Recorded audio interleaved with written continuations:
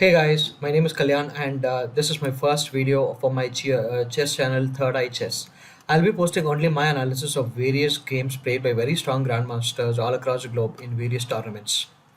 My main inspiration to follow chess and understand the nuances comes mainly from Antonio Radic, who runs his own YouTube chess channel and in the name of Agadmator. Thank you, Agadmator, for inspiring me to start my own chess channel. The first game that I'll be showing you is a game that was played between former world chess champion Vishy Anand and former world chess championship challenger Sergei Karjakin in 2006. This was played in Ykanji for the Tata Steel chess tournament. This game is probably nothing short of a spectacular attacking game played by both players, and let's probably just dive straight into the game. Karjakin plays white and Anand plays the black pieces. So we have e4, c5, knight f3, d6, d4, c takes d4, knight takes d4, knight f6, knight c3, and a6. So we have the knight of Sicilian on the board. I just like to mention that by playing pawn to a6, we are actually preventing white from developing the pieces to the b5 square. The knight, both the knights and the bishop to the b5 squares, we take away this particular square from white's pieces. The game continues. White plays bishop e3, e5 kicking the knight back, knight drops back to b3, bishop e6, and one of the reasons I could understand from this game by playing bishop e6 is that the bishop attacks the knight, and if the knight ever moves, it also x-rays the pawn on a2, which you will see in the game later. Um, White continues with f3. Okay, so by playing f3, what White actually starts preparing is he's showing his intentions to play queen d2 castles on king's queen side, and if Anand also continues to castle on the king side, then we will have castles of opposite side colors or castles of opposite sides, and usually when this happens, both the players would want to attack on the side where the king is castled. So black would continue to attack on the queen side, and white would continue to attack on the king side. So let's see. So by playing pawn to f3, Karjakin actually prepares to play pawn g4, h4, and continue to attack on the king side. Bishop e7, Anand continues development. Queen d2, both players castle, black castles, white castles, and then knight b d7 is actually played. White continues with his plan of pushing g4. Black continues to push b5, g5 attacking the knight, and even b4. Now there are two options. One, Anand could move the knight, or sorry, it's Karjakin could actually capture this knight, or he could move the knight from here. And if you look at it, the knight does not have a lot of squares. So let's see what happens if the knight is actually captured. So if we play g captures b6, b captures c3, attacking the queen has to capture back, and we will have to capture back with the knight. If we capture back with the bishop, then we would have rook captures d7, d6. Bishop drops back, attacks the rook on d6. Rook captures a6. Rook captures a6, and bishop captures a6. At the end of this particular variation, we would have white who will be up 2 pawns, and more than that, he will have, look at this, he'll have 3 connected passed pawns on the queen side, and this will prove to be unplayable for black. So knight has to capture on d6, and then we will have something like knight to a5, rook drops to c8 attacking the queen, knight to c6 attacking the queen and also cutting off the rook from accessing the c file, queen to c7, knight captures e7, queen captures d7, and queen to e5. So at the end of this variation, it's a pretty equalish position, but I think white would again have the upper hand because he can continue to mount a lot of pressure on the queen side, attack this pawn through this rook. He can bring a rook lift over here, and via d3, a3, and the bishop continues to x-ray the a6 pawn, and white will have a very good game. So after g4, after b4, Karjakin decides to move back, Knight e2. Anand moves his knight out of danger as well. He moves knight to e8. f4. White continues to attack on the king side. He wants to play f5 and trap the bishop. a5, and we now even have f5 and a4 by black. So if you look at this position, white has to make a choice now whether should he capture the bishop, should he move the knight. Let's look at what happens if he moves the knight. If he wants to move the knight, the only safe square which he has is a1. Apart from that, the d4, c5 and the a5 squares are covered by the pawns and the rook respectively. So what happens if he captures the bishop? If he captures bishop, pawn captures, a captures b3, and now he does white does not have time to grab another piece over here, as he'll be completely lost, because black has b captures a3, and the next move he is going to bring a queen into the game.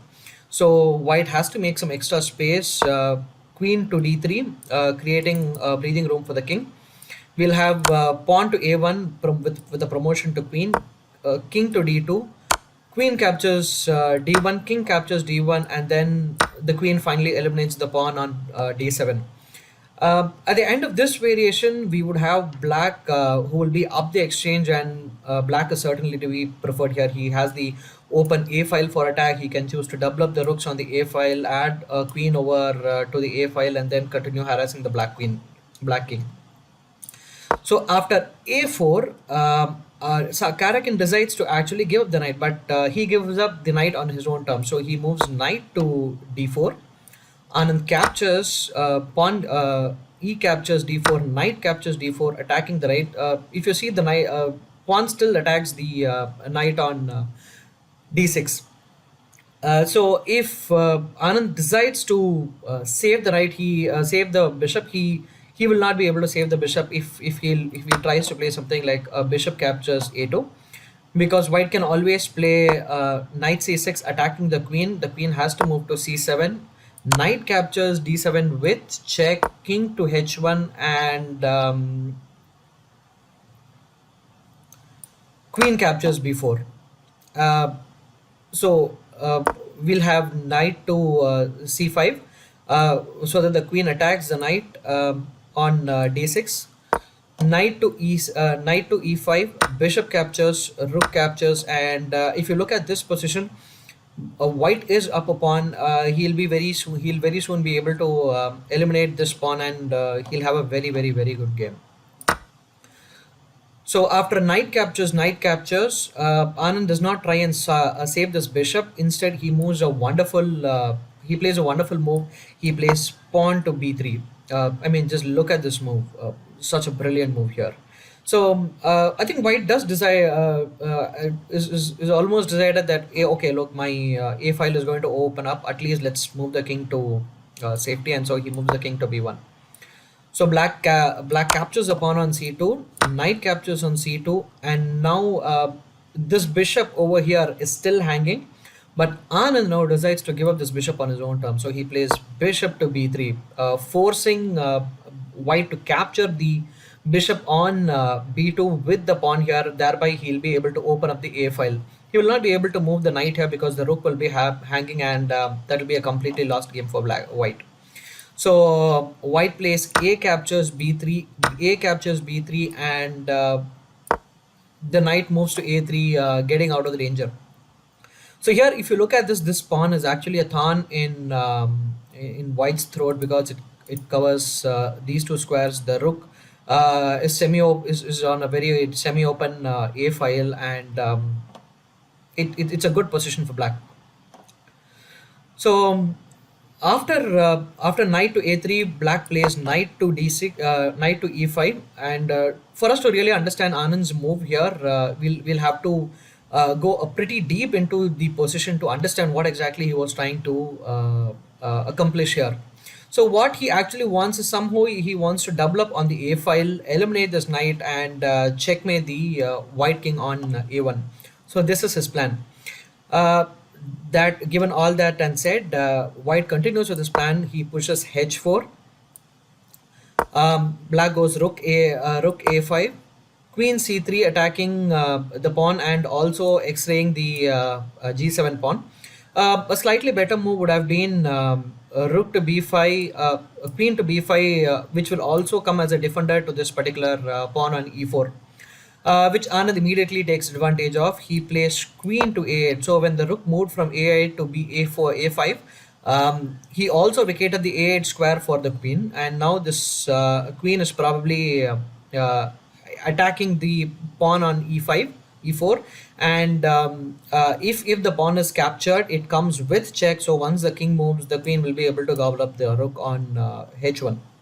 So Karjakin does not have a choice. He has to defend this pawn, but now this is completely lost for black, for white, as Anand unleashes a completely a destroying attack. I would like you to pause the video to try and see if you can find the winning idea for Anand.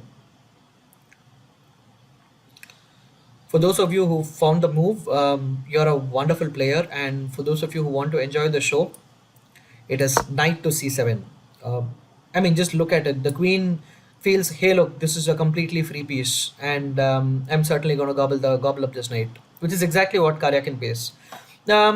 Just before this move, I'd like to mention that the engine actually does not uh, uh, see knight to c7. And once you play this, the engine even gives white the advantage once the queen captures the knight on c7. But it is only once you give the engine a lot more time that it's able to understand the depth of the position, and and then it starts screaming, "Hey, look, black is completely winning." So white captures the knight on c7, and Anand plays rook to c8. Just look at it. He is offering another piece to Karjakin on d7, and once the rook move and once the queen moves, the rook will control the entire c file as well. So white has no other choices. He has to accept the bishop on e7, and now Anand moves the knight to c4, attacking this knight on a3, and uh, white will definitely not be able to capture this, because if you capture this, I'll just show it will be mate in one, because this the c1, c2, and the a2 squares are cut off, and it's checkmate. So after knight to c4, Karjakin plays a g6, and Anand also uses this opportunity to open up and create another breathing room for his king, if so that there are no back rank weaknesses. So we have f captures g6, and now we have knight captures a3 with check, pawn captures a3, and rook captures a3. We have g captures f7 with check, king to h7, and Karjakin promotes the pawn to a knight with check, and Anand just gobbles up this knight. We have queen to f8, and this probably was Karjakin's last bet, where he was expecting Anand to just gobble up this queen on f8. And if you compare the material, white will have two bishops and a rook for a queen, but the king is so wide open here.